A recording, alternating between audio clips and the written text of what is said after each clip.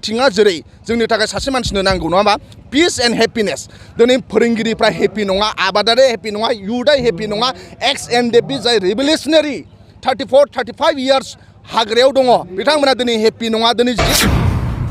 पिपलनि दैदेनगिरियानो जितेन मोसाहारि जायनाखि तामुलपुर आनसलिक एबसुनिबो आफादगिरि जानाय प्रमद बर'नि क्ल'ज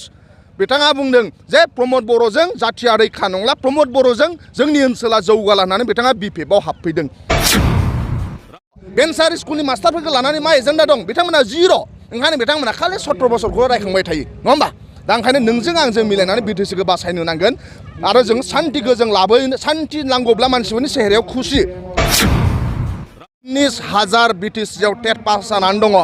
आसाम पार्टनि टेट पास जानाया एखे बोसोराव पास जानाया दिनै साख्रि मोनजोब्बाय BTC-आव टेट पास जानाया मानो साख्रि मोनाखै दिनै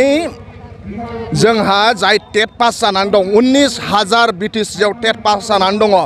आसाम पार्टनि टेट पास जानाया एखे बोसोराव पास जानाया दिनै साख्रि मोनजोब्बाय BTC-आव टेट पास जानाया मानो साख्रि मोनाखै जे प्रमद बर'आ आरो UPPL-आ सासन खालामनायनि थाखाय साख्रि मोनाखै नङा होमबा दिनै भेन्सार स्कुला सरकारि जायासै फोरोंगिरिफ्रा दिनै UPPL-खौ गाज्रि मोनो दिनै BTC-नि कन्ट्रेक्टरफोरा खामानि मोनासै बाहेरानि कन्ट्रेक्टरफोरा खामानि मोनफैबाय आबादारिफोरा दिनै UPPL-खौ सैला नङा होमबा दिनै UPPL-नि दैदेनगिरियानो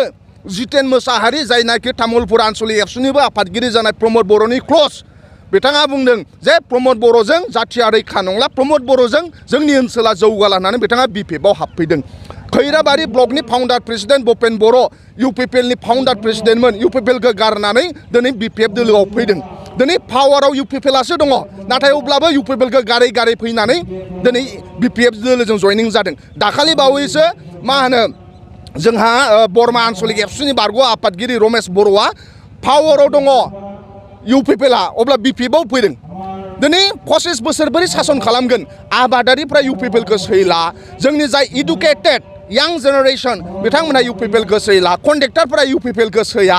बिभिन्न जाति जनगोष्ठीया UPPL-खौ सैया दिनै BPF दलाव फैगासिनो दङ आरो बयनिफ्राय इन्टारेस्टिं जाय इउनिभार्सिटि बारग'नाय जाय दिनै कलेज बारग'नाय बै यां जेनेरेसना दिनै BPF दोलोआव जगदान जाफैदों मा बुंदों बिथांमोना जे BTC-खौ बासायनो नांगोन जेरैखि जाया BTC-खौ बासायनो नांगोन मानाव गेदेर हाग्रामा महिलारि सारखौ लाबोनांगन BTC-आ जोंनि सम्पद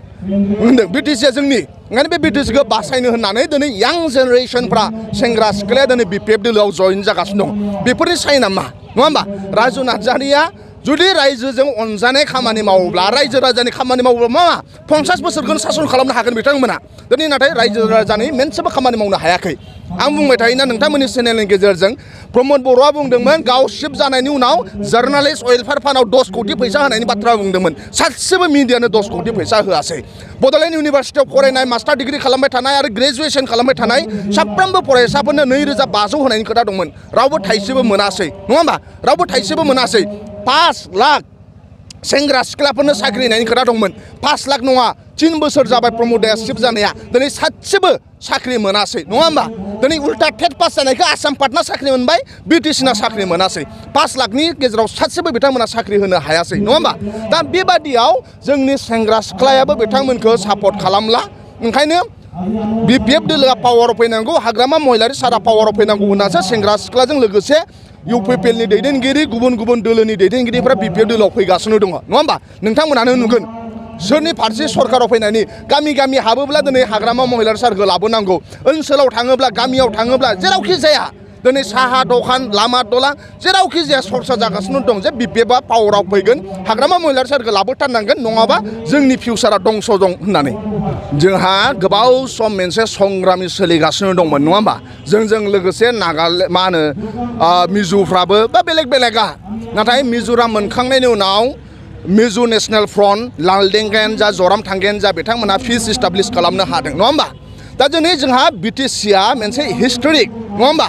दा ओंखायनो नर्थ इस्टआव सान्ति सुक्ति खालामनो होनदोंब्ला रायजोफ्रा आरो बा इन्टेलेक्सुवेलफ्रा रिकगनाइज खालामो मिज' नेशनेल फ्रन्टखौ आरो BLT-खौ नङा होमबा मोनसे गोबाव संग्राम खालामखांनायनि उनाव बर' हारिनि मोनसे